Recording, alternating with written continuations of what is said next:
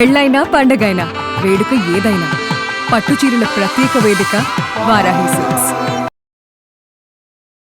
అమ్మ నమస్తే అమ్మ. నమస్తే నాన్న. అమ్మ బల్లులు గోడ పైన తిరుగుతూ ఉంటేనే ఒకలా అయిపోతుంది అమ్మ. గోడ మీద నుంచి ఈ మధ్య కాలంలో బాగా నేలపైన మనతో పాటు తిరిగేస్తున్నాయి. తిరుగుతూ ఉంటే ఎక్కడ వాటిల్ని తొక్కుతామో అని భయం ఒకటి, ఏమైతుందో అని ఇంకొక భయం. అవును, దేవుడి పటాల వెనకాల ఉంటాయి, డోర్ల వెనకాల ఉంటాయి, గోడ పైన ఉంటది. ఇంటి అడుగు నడుస్తూ ఉంటే అడుగడుగునా బల్లులే అయిపోయినాయి.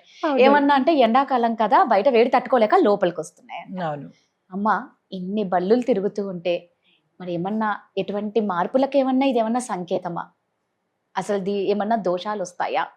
ఇన్ని బల్లులు తిరుగుతూ అందులో తోకలేని బల్లి కూడా ఉంటదమ్మా. ఆ తోక ఎక్కడ పడిందో వెతకలేము. కరెక్టే. అసలు బల్లులు అంటే అదొక విచిత్రమైన సబ్జెక్ట్ అనుకోవాల్సింది. జుగుప్సలాగా నిజం. అయితే చాలా మంచిది. ఇవాళ రేపు అందరూ ఫేస్ చేసేది ఇదేనన్నా.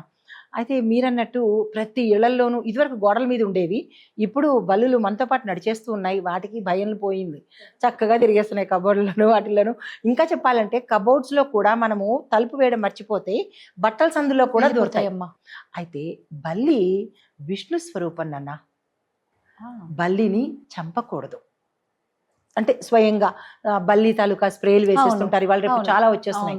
కానీ బల్లి స్ప్రే అంటే దాని తాలూకు సంబంధించిన అది మనంతరం మనం చంపేటట్టు ప్రక్రియ మాత్రం చేయకూడదు, దాన్ని బయటికి పోయే మార్గం చేయాలి. అయితే బల్లి ఏ ఇంట్లో తిరుగుతూ ఉంటుందో ఆ ఇంట్లో జీవశక్తి ఉన్నట్టు. జీవశక్తి అంటే తెలుసుగా, కొన్ని ఇళ్ళు ఏంటి జీవం లేనట్టు ఉంటాయి. మనుషులను మనం కూడా అనుకుంటాం ఏంటి ఇలా ఉన్నారు అని అనుకుంటామా, అంటే మనలో ప్రాణ శక్తి లేనట్టు అనమాట. అలాగే ఇంటికి కూడా జీవశక్తి అనేది ఉంటుంది. ఏ ఇంట్లో అయితే తరచూ బల్లులు తిరుగుతాయో ఆ ఇంట్లో శుభప్రదము, చాలా మంచిది. అది బల్లులు తిరగకూడదు అని అనుకుంటారు, కానీ మనం చిన్న చిన్న జాగ్రత్తలు తీసుకుని కనుక వాటిని ఎలవ్ చేయగలిగితే, ఉంచగలిగితే అది బల్లులు తిరగడం అనేది చాలా మంచి విషయం. ఇంకొకటి ఏంటంటే బల్లి అరుస్తూ ఉంటుంది, చూసారో లేదో. ఆ బల్లి అరుపు మనం ఏదైనా అనుకున్నప్పుడు ఆ బల్లి అరిచింది అంటే తదాస్తు అని మనకి ఆ సిగ్నల్ ఇచ్చినట్టు. అయితే అదే అరుపు మనం బయటకు ఎడుతున్నప్పుడు అరిస్తే కనుక జాగ్రత్త పడమని, తుమ్ములాగా జాగ్రత్త పడమని సంకేతం. తర్వాత మనం చాలా ఎక్కువగా అబ్జర్వ్ చేయము, టీవీల్లో వాటిల్లో పడిపోయి అబ్జర్వ్ చేయము. అయితే బల్లులు మాట్లాడుకుంటాయి, ఒక బల్లి మాట్లాడుకుంటాయి దగ్గరకు వచ్చి. నేను చాలాసార్లు అబ్జర్వ్ చేశాను. ఇలాగ రెండు ఎదురెదురు వచ్చి మాట్లాడుకుంటూ ఒకటి తోకని మెలిపెడుతుంది. నేను చాలా డీప్గా అబ్జర్వ్ చేశాను. దాని సంకేతం ఏంటంటే ఈ ఇంటిలో శుభకార్యాలు జరగాలి అని సంకేతం అట. శుభకార్యాలు జరగడానికి ఆ రెండు మాట్లాడుకుంటూ తోక ఎత్తి తిప్పుతాయి.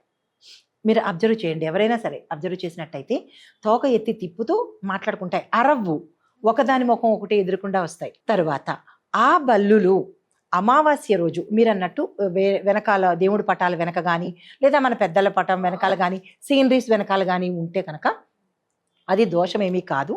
అవి చాటు కోరుకుంటున్నాయి అంతే తప్ప అది దోషమైతే కాదు. దాన్ని చంపే ప్రయత్నం అస్సలు చేయకూడదు. బల్లిని చంపినా, తొండని చంపినా, పాముని చంపినా విపరీతమైన దోషాలు ఉంటాయి, మనకి వంశపారంపర్యంగా వస్తాయి. చంపకూడదు, చాలా దోషాలు ఉంటాయి, అవి తెలియని దోషాలు వస్తాయి. తర్వాత ఇంకొకటి ఏంటంటే బై మిస్టేక్ మనకి తెలియకుండా మనతో పాటు నడుచుకుంటూ వెళ్తున్నప్పుడు మనం ఎదురుకుండా చూస్తాం తప్ప కిందకి చూసుకోం కదా. ఒకవేళ మన కాళ్ళ కింద పడి అది చనిపోతే, చిన్న పిల్లలు చనిపోతే కూడా ఆ దోషం మనకి అంటదు. వెంటనే మనం ఏం చేయాలి అంటే కనుక ఓం నమో నారాయణాయ అన్న మంత్రాన్ని 27 సార్లు చెప్పేసుకుని పసుపు నీళ్లతో స్నానం చేసేసి, ఉప్పు మనం వేసే నీళ్ళల్లో ఉప్పు వేసేసి స్నానం చేసేసి దీపం పెట్టేసుకోవాలి వెంకటేశ్వర స్వామికి. విష్ణుమూర్తి అంశ కాబట్టి మనం దీపం పెట్టేసుకుంటే కనుక ఆ దోషం అక్కడికి అయిపోతుంది.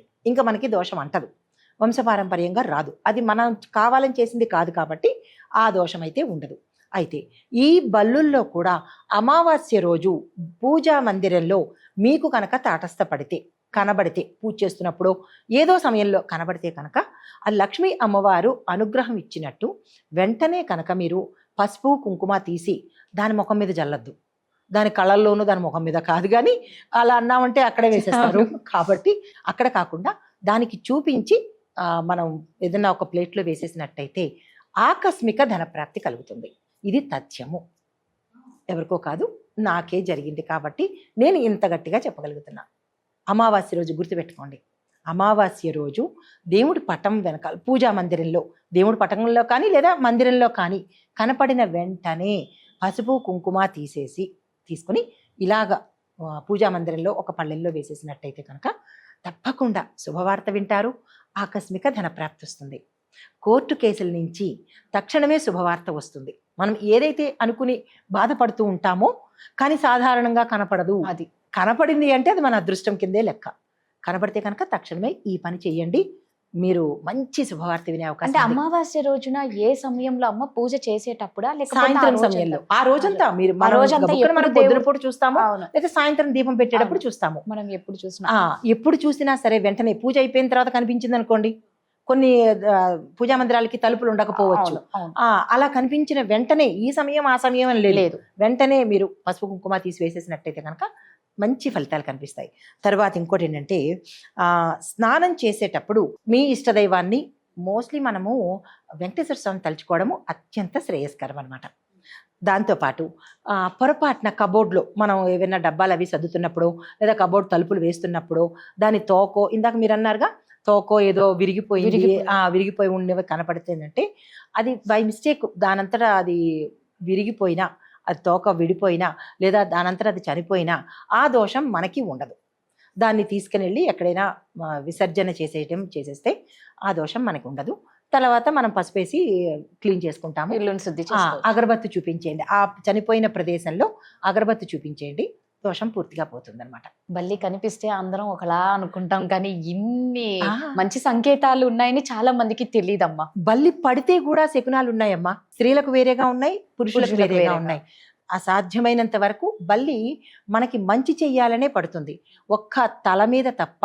అక్కడ పడింది అంటే కనుక అది మృత్యువుకు సంబంధించి అన్నట్టు దాన్ని వెంటనే పరిహారం చేసుకోవాలి. ఇది ఇంకొక విషయం కూడా ఇక్కడ ప్రస్తావించాలి. ఏంటంటే మనకి బల్లి ఒంటి మీద కింద నుంచి మీదకి వస్తే కనుక పాకితే, మనం ధ్యానం చేసుకున్నప్పుడు కింద నుంచి అంటే పాకనిస్తామా అని అనొచ్చు, మన ప్రమేయం లేకుండానే మనకు అదృష్టం కలిసి వస్తే పాకుతుంది. ఆ పాకినప్పుడు అదృష్టం కలిసి వస్తుంది, అది స్త్రీలకైనా పురుషులకైనా. పైనుంచి పడి కిందకి వెళ్ళిపోతుంది అనుకోండి, భుజం మీద నుంచి కిందకి, మనలో ఉన్న చెడు దోషాలు కానీ, నరదృష్టి కానీ, చెడు ప్రయోగాలు కానీ, చాలా మంది చెడు ప్రయోగాలు చేస్తూ తీయించుకోలేని పరిస్థితి ఉండొచ్చు, అది ఈ బల్లి రూపంలో కింద నుంచి వెళ్ళిపోయి పోతుందన్నమాట. మామూలుగా బల్లి ఏదన్నా మనల్ని తాకితే కన్నా బంగారు బల్లిని తాకాలంటే అందరూ వెళ్ళి బంగారు బల్లిని తాకలేం కదా. కాబట్టి ఏం చేయొచ్చు అంటే కనుక మన ఇంట్లో ఆ బంగారు బల్లి తాకిన వాళ్ళు ఎవరైనా ఉంటే వాళ్ళకి చెప్పకుండా వీళ్ళెళ్ళి వాళ్ళని ముట్టుకోవచ్చు. లేదు మా ఇంట్లో అలా బంగారు బల్లి తాకిన వాళ్ళు లేరు అని అనుకుందామని అనుకుంటే వెంటనే స్నానం చేసేస్తే కనుక, స్నానం చేసి వెంకటేశ్వర స్వామికి దీపం పెట్టేసుకుని మీ ఇష్టదైవానికి దీపం పెట్టుకుంటే కనుక ఆ దోషం అనేది ఉండదు. అంటే కొన్ని చెడు దోషాలు ఉంటాయి, కొన్ని అదృష్టమైన ఫలితాలు కూడా ఉంటాయి బల్లి పాకడం వల్ల. బల్లి శాస్త్రంలో ప్రతి ఒక్క అంగం మీద పడినట్టు ఫలితాలు కూడా ఉంటాయి, స్త్రీలకు వేరేగా పురుషులకు వేరేగా. అది మంచి అవనివ్వండి చెడు అవనివ్వండి, మనం చక్కగా స్నానం ఏది చేసేస్తే కనుక ఆ దోషం అనేది ఏదైనా మనకి తెలియకుండా ఉంటే పోయే అవకాశం ఉంటుంది. కానీ అమావాస్య రోజు కనిపిస్తే మాత్రం అస్సలు వదలకండి, అదృష్టం. దాన్ని తరిమే ప్రయత్నం చెయ్యొద్దు, దాని మట్టుకు అది పోయేటట్టే చూడాలి తప్ప అది తరివేయడం కోసం అని రకరకాల చేసి దాన్ని చంపి అట్లాంటి పాపం అనేది మనం కట్టుకోకుండా ఉండడమే మంచిది అనమాట. చాలా చక్కగా చెప్పారమ్మా, ధన్యవాదాలు.